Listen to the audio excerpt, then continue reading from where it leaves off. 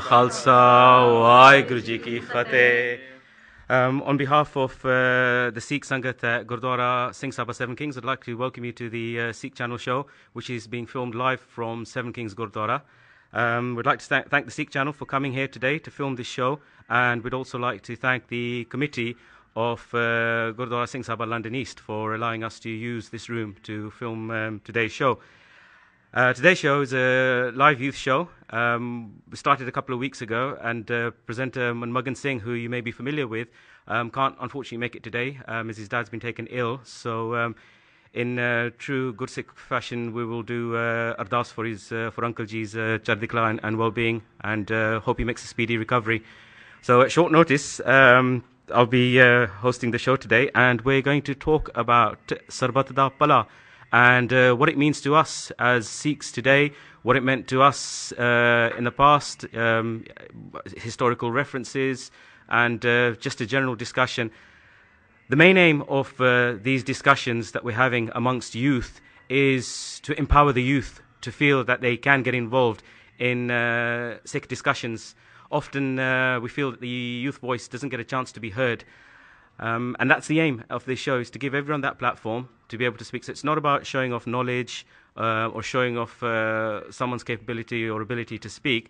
It's about everyone having a broad discussion, and through these broad discussions and through people's own experiences and own interpretations, we broaden our knowledge, and we get closer to in our Sikhi journey. So we'll go straight into it. Sarbat da Pala. We all hear it in the Sikh Ardas. It's a familiar term.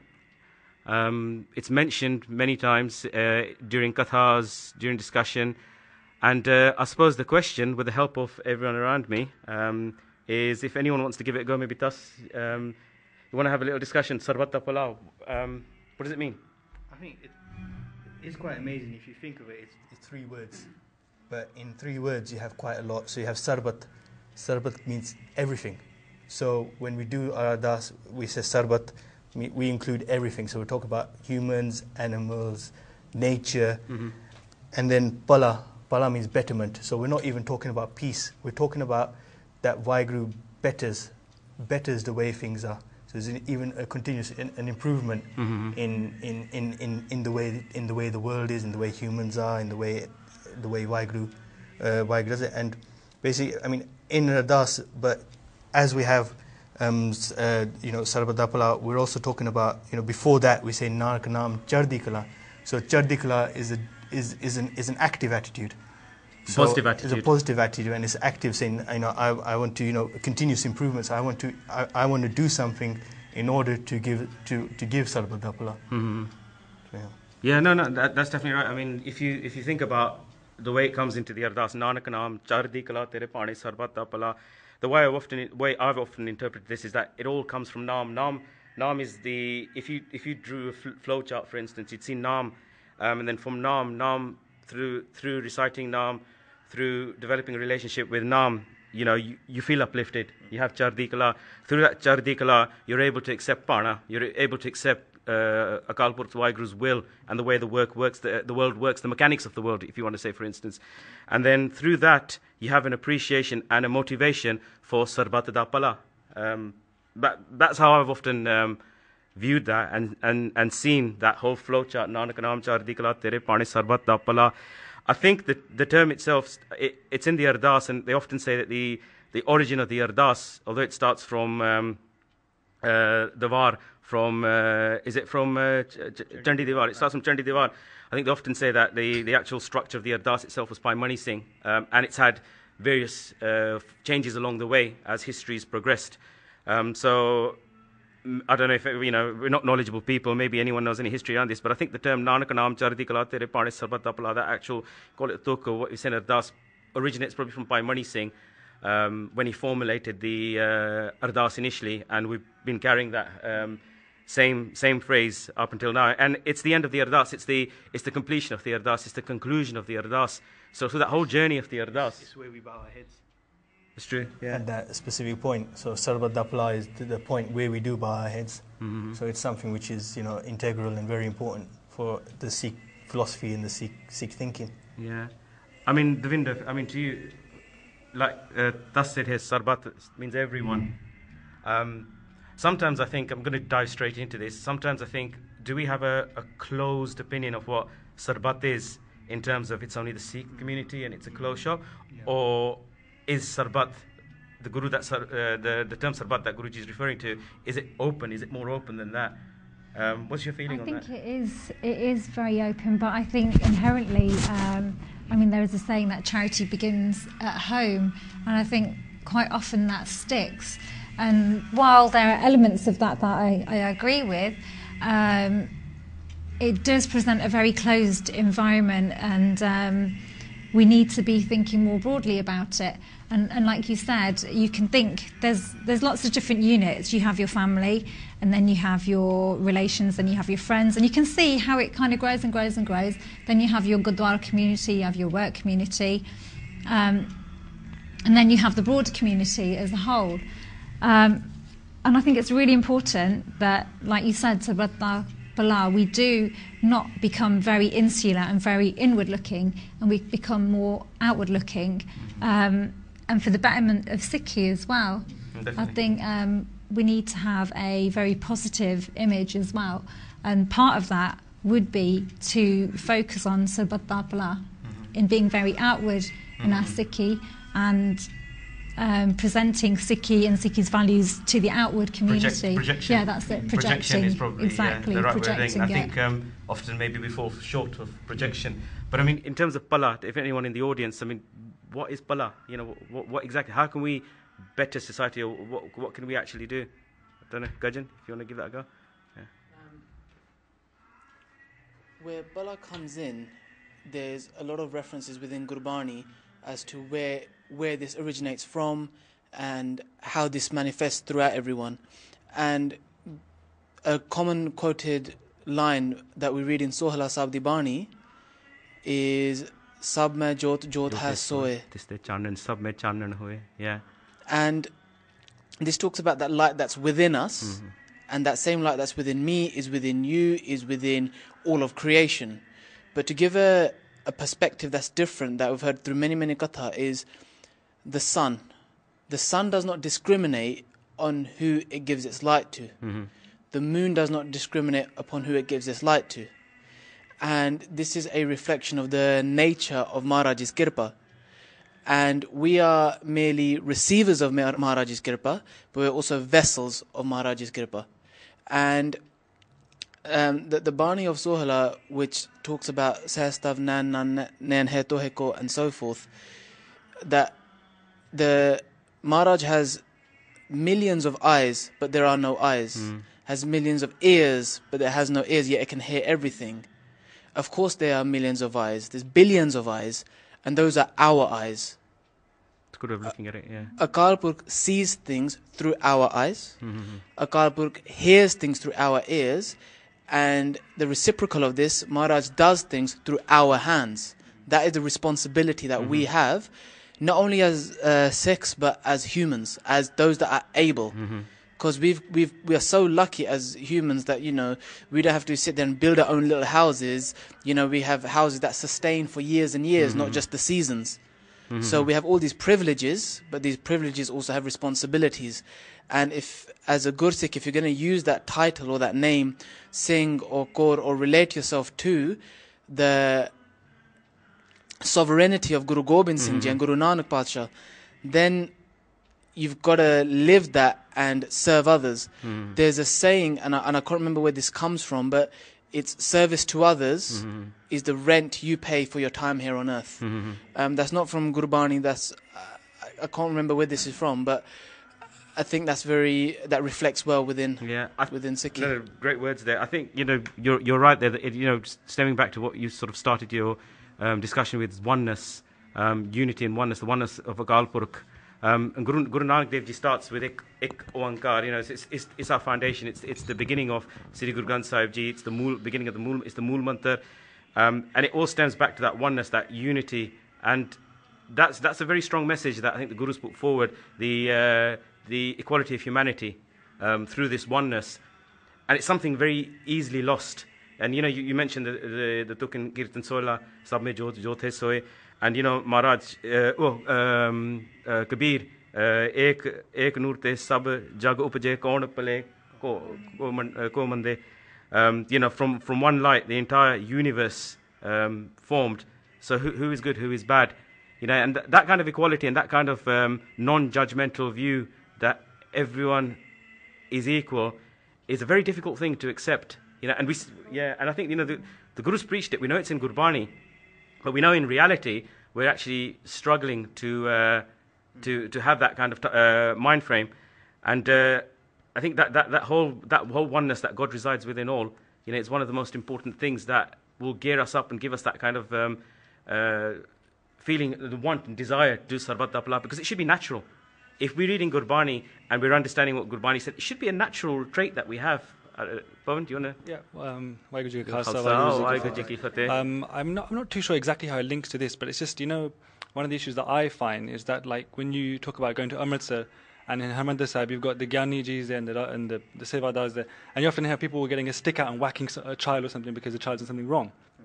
And that tends to put people off. And you see it in the Gurudwaras too. And what I think one of the biggest problems that we have is that there's a division between people that have taken Amrit and those not. And so it's almost, there's almost like a Premier League of Sikhs. It's an easy trap to fall into. It is, yeah. I think I'm not going to lie to you, you can fall into that trap very easily. I think many of us who have taken Amrit do realize that it's a trap that you can fall into, where you superiority complex, and the amazing thing is that our religion is quite different to others, is because it's not a missionary religion, and so we don't actively go out to preach our religion. Do you think I tend to disagree with that, because I think the biggest missionary that we ever had was Guru Nanak Dev Ji, because if Guru Nanak Dev Ji's Udasi is a real example of a missionary, and so sometimes I think we've used that as an excuse that we've not expanded and moved forward. So I often think that the thing is, like, for example, let's say a few months ago I met someone who was at a train station. He needed money or something, and I gave him help. And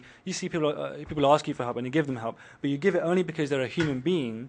So in its essence, you've got that same feeling inside you that this person is almost like my brother, not because it's a God thing or a religious thing, just because it's another human being. It's a responsibility. And we don't have that in the back of our minds, that this person needs to become a Sikh. It's almost as if we do help, and they're affected, they are influenced. But they will be affected.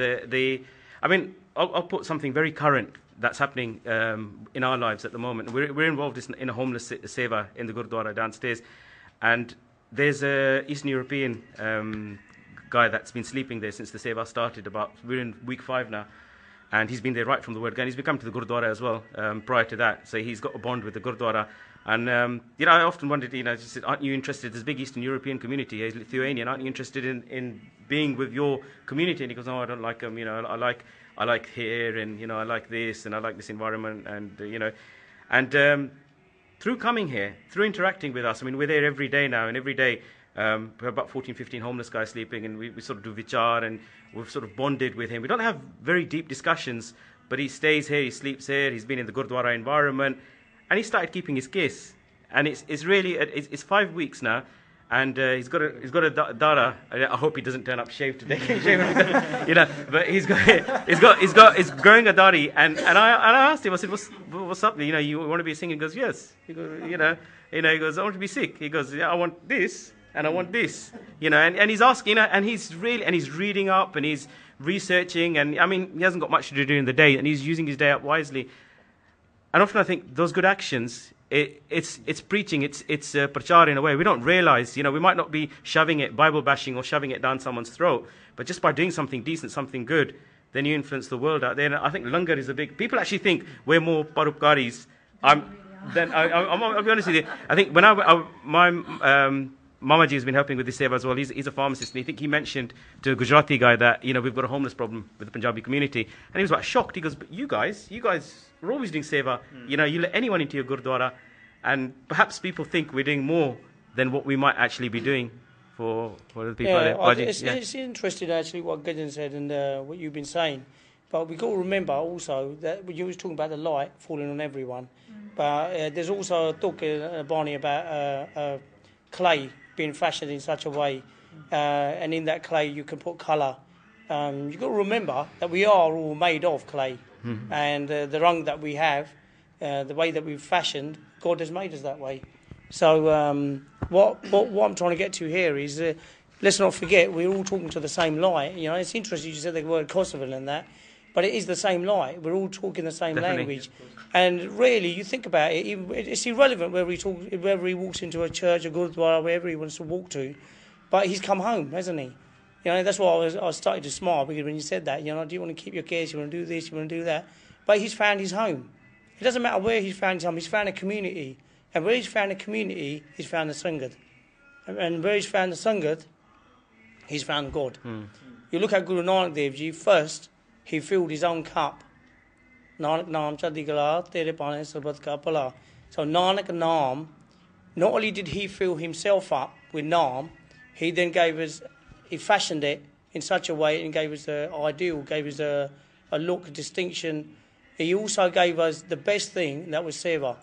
And he led by doing seva. I mean, you look at the langar, it's an incredible thing to do, to feed someone. I think we take it for granted because we've grown up with it. I think it's very easy to take that whole infrastructure of langar and institutional langar for granted, but it's amazing when you look at it. But somebody comes in from another culture and tells us what we're doing is very humane.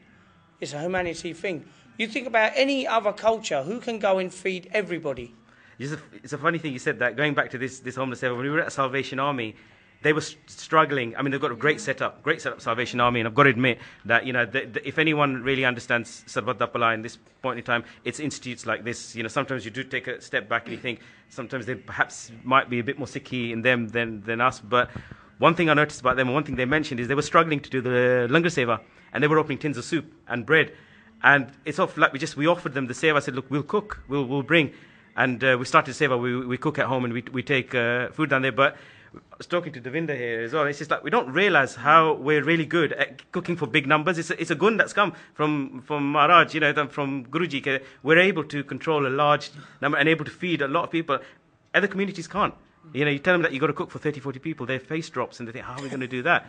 It's very simple. So these are quite amazing guns that we take for granted that's come through Sikhi. And you think about the average man, the average Joe who walks into the Gurdwara, he'll do Matha Tekna, he'll go in the Langar Hall, and if he sees loads of Pandey, he will automatically take upon himself to go up there and do the seva. And the Bibia do that. Even the kids do that. It's inbuilt with us. And like some of my friends that come here, that are like Christian themselves or even atheists, they're totally amazed when they see just people randomly walking up and doing Pandey the seva. Right, or they'll sometimes go and quickly serve somebody in the, langar, and they're amazed that they've taken it upon them. So they've empowered themselves. So what Guru Nanak Dev Ji has done, his message has empowered every single one of us. And just like you were saying earlier, that he sees through our eyes, he hears through our ears. But basically, he's made us his eyes and ears, and our actions. I mean, you think about it. If a Singh went and done something wrong, he represents the whole community. If a Kaur goes and does something wrong, she represents the whole community. If our kids go and do something wrong, they represent the whole community. So I think we can give ourselves a little bit of a pat on the back there for what Guru Nanak Dev Ji has actually put on the plate and fed us. Do you find nowadays that I don't want to delve too much in negativity, but thinking about when we were growing up and we used to see seva in the gurdwaras and we used to participate in that seva in the gurdwaras, often now when you come on the weekends and you see a family program, for instance, taking place, you find that the family members aren't so involved in doing that seva. And that used to be a big part of growing up. And I used to get quite excited. I remember when a cousin sister or a mate's sister got married, and used to do that chapani seva in the morning, in the milni. It always used to be a good bonding session for the lads to get together and do that. And often now you find when there's a wedding going on, they have waiters doing that cha milni. It's almost like you're outsourcing the seva. But by outsourcing that seva, you're losing something massive. Yeah, but don't forget the ladies have done their nails up all morning. But that's the whole thing. It is. But that's it. We'll move on to that. But it has materialism taken over then. Has it made it more oka? Well, not made it oka, but it's people are switched off. Like you said, I'm wearing a nice suit. I don't want to get it. I don't want to get dal stains on it. I don't want to get. I don't want to get it wet. Like I said, I've got a nice suit on. I've got my nails painted. So we take we step away from that. And but don't forget also sometimes people. The men as well in their suits I know. I'm saying I'm not pinpointing. I'm going to get better when I get home. But no, I'm not pinpointing Bibian, but everyone in general. I think it's if we can get out of doing that save, I think it's something that seems to be creeping in. I'm not saying it's there's still loads of jadikala going on. Sometimes it's often as an observation you do see these kind of things. And as for example, the Gurdwara as an institute, it gives us a lot of understanding and a lot of knowledge of what to do. But I don't think we take that out.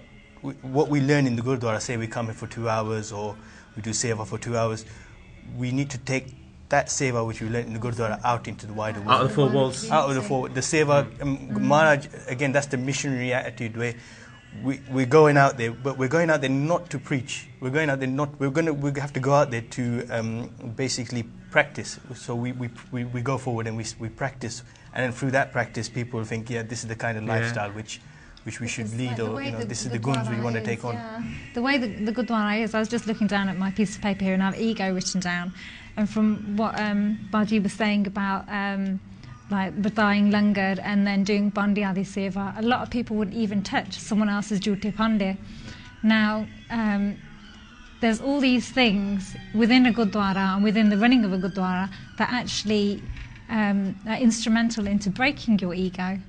And you don't even realise it's happening, but it's helping you become a better Gursikh. It's not just symbolic. No, it's not they're just, literally it tools. is Washing changing bande is a tool. Sorry, Bum, do you want to say anything? Obviously, you mentioned this is a very unique concept amongst any religion. I think this is the only religion that encourages giving food to others anyway. But I think there's two things that come to mind. One is a shabad which is Jo Sukh Ko Chahe Sada Sharam Ram Ki Le.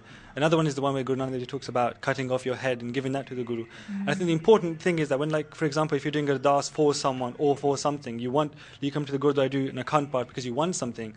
What the Guru emphasizes is that you focus on the part, or you focus on the seva, and then the person who's influenced, so let's say you're helping somebody, that person will then take that step to come into the fold of the religion. Because it's a matter of you giving your head. So by you giving them the knowledge and doing your good, you're better you know what's good because the Guru's told you. When that person can realize it, he then has to take that step himself to join the religion. Because then only then can he do the same thing to other people. I think, you're 100% right there. I mean, if you look at Baba Banda Singh Bahadur's journey back from Maharashtra to Punjab, and how through that 9-month journey, I can't remember how long it was, by the time he got to Punjab, he had a massive army, and it was through that whole, whatever they were doing, whatever they were projecting, whatever they were showing, people feeling uplifted. And by the time they got to Sarhand, they had a healthy army out there, starting from just, not a massive number from Maharashtra. So, you can, and then we were able to, take over and have Raj for that period of time.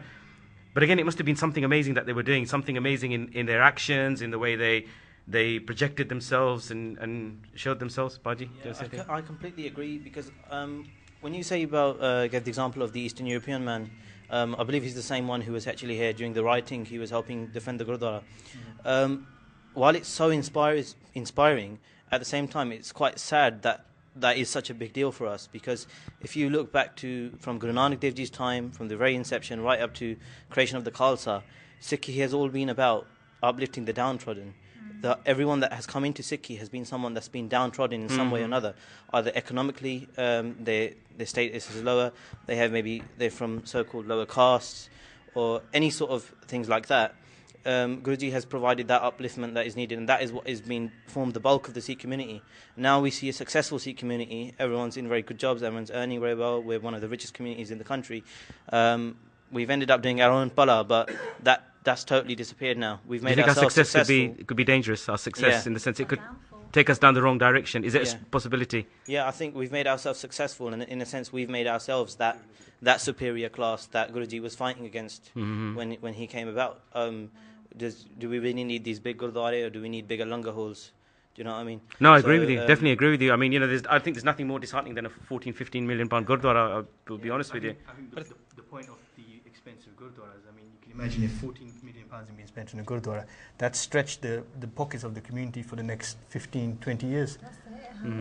From which then, how can we even think about doing Sarbat Dapala community projects, any kind of, alcohol reform, any kind of basic kind of thing, that is really going to stretch the pockets of the...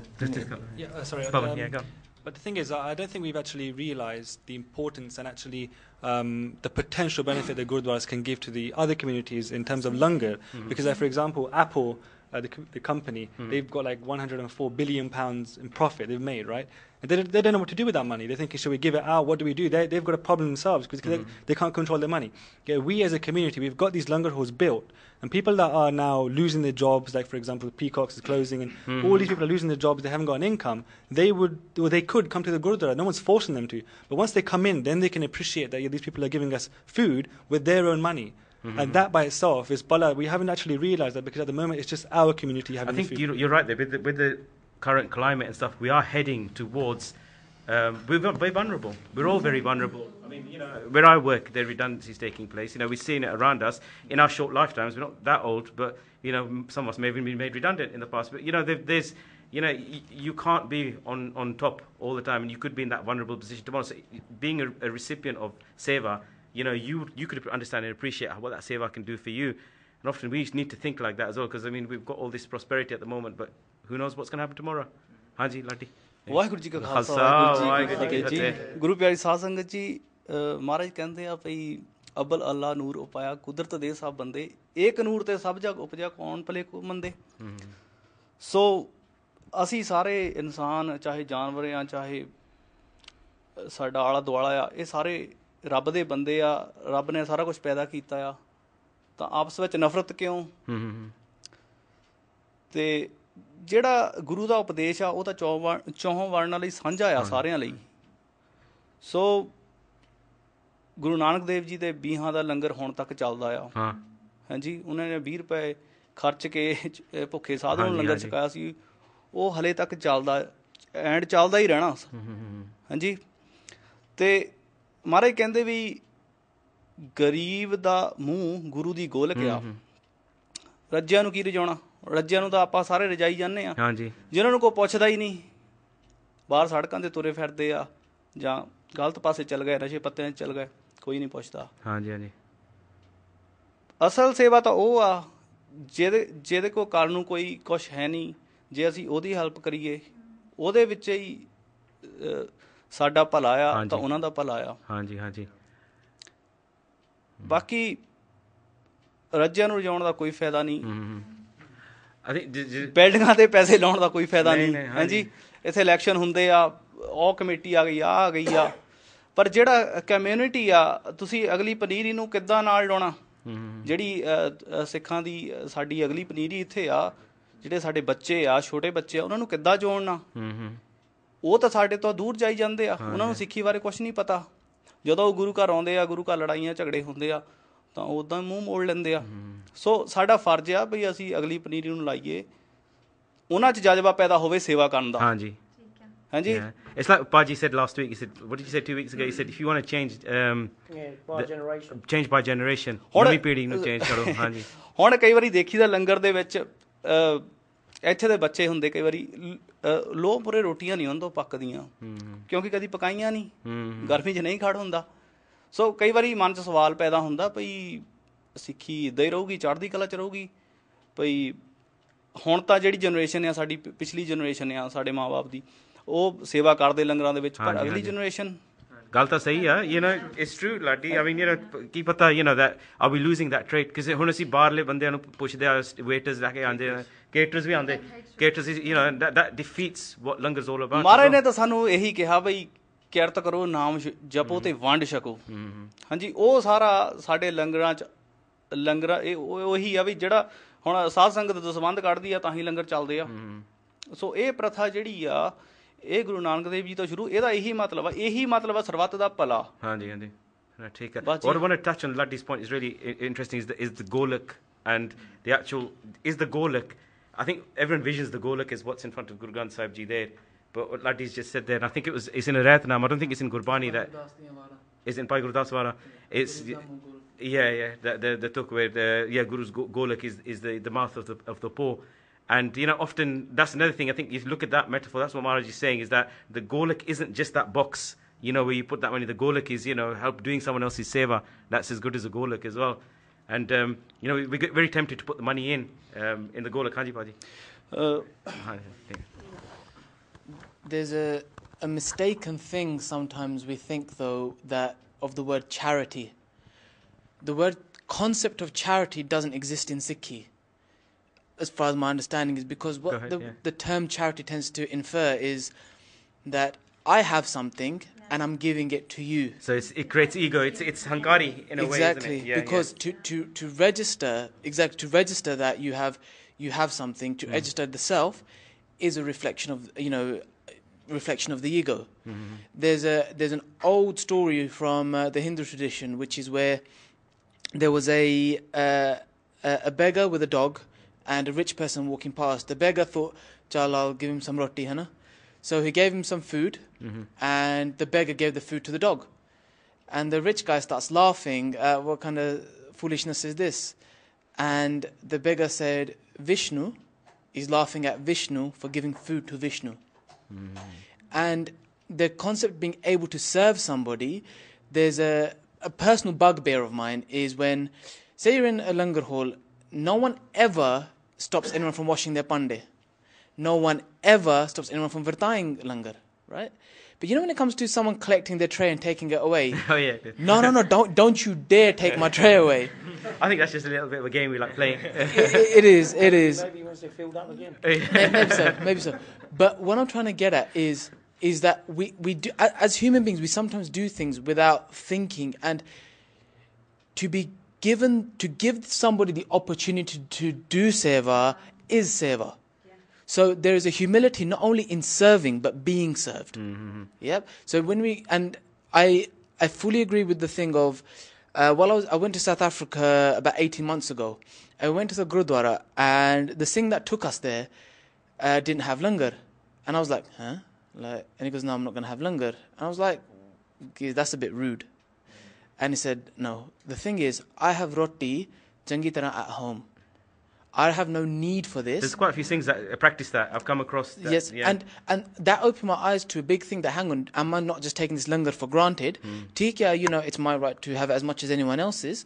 But sometimes we forget the point of langar. And that thing reminded me of, hang on, you know what? There's a deeper point to langar than just go there for a tasty munch. And the other thing that we talk about in terms of generations going forward, not having, there's certain essences of Sikhi that are being lost. A lot of it comes from not knowing the kahani and sakhiyan that we have. If every person knew the story of Bhai Kanhaiya, it's an amazing story. It's such a it's for some people the most inspiring story. And for those that know, quite simply, there was a Gursikh amongst Guru Gobind Singh Ji's army who, at one of the battles not far from Anandpur Sahib, after the battle would go out and feed water. That's all he had. He just gave out water to anyone. And what's deeper than that is that the Sikh soldiers that he gave water to, he didn't just give them water, he would say, Bol Wahiguru. He would engage with them, and that is Chardi Kala. Not only you being Chardi Kala, you bring in that energy out of the others. When you gave water to a Musliman, he said, Bol Allah, Bol Allah. Achha. Then some Sikhs within the Fauj went to complain to Guru Gobind Singh Ji to say, look, he's supplying the enemy. And when he was questioned by Guru Gobind Singh Ji, what he's going to say? All I see is you. Yeah. What's amazing about that Saki is that I don't know which battles took place there, but you don't remember any other warriors in that battle. No one's referred to that.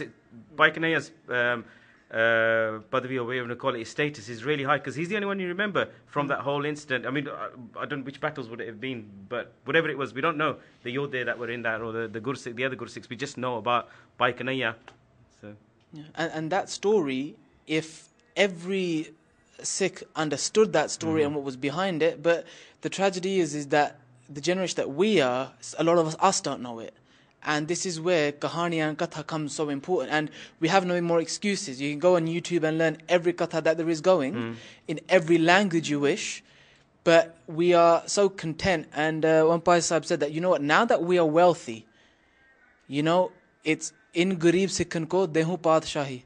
You look amongst England, Sikhs do actually have some kind of Padashahi. We have that wealth, we have that, we have some influence. And that security. Because, we don't have to, we don't get that much discrimination against us. We've got all the opportunities. But then this is where we're forgetting ourselves, forgetting our heritage, because there were two parts to this. In Garib Sikhan ko dehu Padashahi, jo yaad kare hamri guriyai. We're so content with the sukh, that we're forgetting our Guru. And this is where, I wouldn't want to wish it upon us, but sometimes we have to go through a little bit of tribulation to appreciate.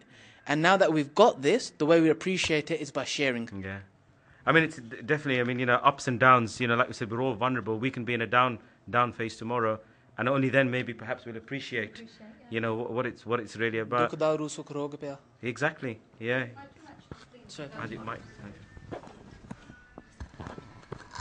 I do actually think what Gudgeon said and Laddi said about our younger children not knowing so much as the older generation and doing seva. I think I've got to disagree with that slightly. I grew up in Wiltshire. We had a very small Sikh community. We actually didn't even have a gurdwara at one time. And I remember the community giving their this one, how much they could afford, eventually bought a building. I was probably about 9 at that time. My father, other people, after work used to go there, and we built up the gurdwara. And if I look at that time to what I am now, and my children, and I look at their friends, and I think Sikhi has gone, wow, absolutely wow. Probably because, as you say, there is YouTube, there's the internet, there's more access. When I was growing up, as I said, no gurdwara, no Punjabi classes. My father used to teach us Punjabi at home, but my Punjabi is very limited in I can speak, but reading and writing I can just about manage. And I made sure that my children would learn. I have 3 children. They've gone up from GCSEs to A-levels, but because the facilities were there, the gurdwaras were there. I know people do knock down gurdwaras quite a bit. They could do more. Definitely they could do more, but they do quite a lot. I mean, it's their kirpa that we're here. Exactly. If those gurdwaras didn't exist, and I think, when my daughter started Barley Lane School, she was 20. She's 24 now, and I think the Sikh community we had there, hardly any. And then when my youngest left school, he's 4 years younger than her. I think they had more Sikh boys wearing turbans when they left that school. So it actually, the way I see it, I think Sikh is going brilliantly, and I think youngsters now do more seva. They learn more. They want to learn. We were told the ball is round. We accepted the ball was round. We never questioned our parents. You don't do that. You don't do that. Guru Nanak Dev Ji was so and so. Guru Nanak Dev. We never asked. We were never told. Now, if I told my son, you don't do that, the first question would be, okay, I won't, but why? That why is so important, and that's why our children are learning. They're inquisitive. They want to know. They don't just say, okay, we've got a turban on our head, we're Sikhs. But why are we wearing that turban? Whereas I feel my sisters, our generation, we never asked those questions. And that's why we were more ignorant. So I actually think Sikh is just going so much more positive. There's so much these youngsters learn, and they have the opportunity to learn. So it's more about, we do see the positive side of the Guru. I think the youngster will probably think, how do we up the game now? Yes. How do we up the Gurdwara's game? Where's the foresight now? What's the foresight for everything about I think going from here, there is one thing, I think, when I used to take my children to Punjabi classes, it was nightmare. They found it so boring. So boring. And then my husband used to buy them Sikhi comics, which they loved. I think they've still got them. Hari Singh Nalwa, Maharaja Ranjit Singh, Bibi Sundari. And I think, instead of doing an hour of Punjabi class, if they did half an hour of religious studies, children would be interested. They would want to go. Sometimes just reading Gurmukhi is not enough. Because I remember I came here once when they did Punjabi classes, and the Punjabi teacher hadn't turned up. And the gentleman said to me, okay, tusi Punjabi class le lo. I said, gosh, I can hardly read and write myself. How can I take a Punjabi class? And he shoved us into this room. I'm sure it was this room with the children. And I said, and I apologized to the children. I said, look, I can't read and write Punjabi very well, but shall we talk about something interesting, what I know about? And we spoke about Maharaja Ranjit Singh. And the children, they were like, they were so interested. And I think sometimes, rather than teaching them about Punjabi and the gurus, which is very important, you've got to get them actually interested in something. And, as Hari Singh Nalwa, a fantastic warrior. Which young boy wouldn't want to grow up and be him, And I think that's why we're missing. And also, we start off very late. If you see the Muslim community, their children go every day after school. We bring our children 1 hour, one Sunday, and we expect them to be brilliant Sikhs. I think there's a commitment issue there as well. Exactly. And I think, we can't always blame the gurdwaras and the infrastructure, because it's commitment, and we've seen it. You know, if you want to start a workshop or something like that, often people say, we've got swimming, we've got this, we've got that. I've got to do the housework on this day and then we often use that as excuses not to take it forward. And come, the biggest problem we got is, I think we discussed this last time as well, is people actually coming forward and putting their skills over. I think the biggest problem that every Gurdwara has got is actually to get somebody who's academic to walk in the Gurdwara and say, hang on, you know what? I can dedicate an hour to you a week. But we don't need that one person. You think about it, we need 7 people. You need a team. That's what it is. It's a 7-person team. I mean, you know yourself, from working with the homeless, you started off with how many people helping you, and now there's... I've seen... I've sometimes seen him turn up with just one person with him, and he goes, you know what, I'm going to sit them down, feed them down, this, that. But you see it through, but you can also see the frustration on the face that I've got kids, I've got commitments, where is the others helping me? And that's the selfless service that everybody, like the Saint Soldier, especially the Saint Soldier, what Guru Gobind Singh has given us, is giving us so much that some things are even up to the job to do it. I'm really sorry to say that, especially on air. I shouldn't be saying stuff like that.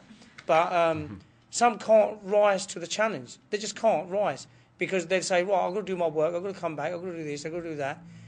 Where the hell am I going to give time for? I can't do that. The ironic thing is we only need one excuse. I've worked this out, and I don't think, we said, we're going to 4 excuses, just need one excuse not to do anything, and we can talk ourselves out of Seva very easily.